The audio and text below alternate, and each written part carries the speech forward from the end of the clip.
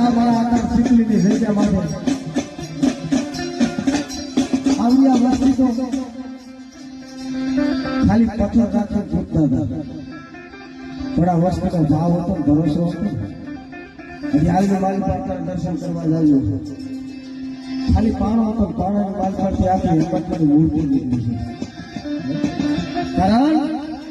કે જગતમાં બેટા મારા માયડા બનાવ્યા હોય ને અને જો દુનિયાની માલિક પર ભલા મારો જો ઊંચો ખાવા દઉં ને તો આજ મને સોલંકીના મને સુશીલને આજ કર્યા મને આ જગદાનને મને કોઈ માર્યો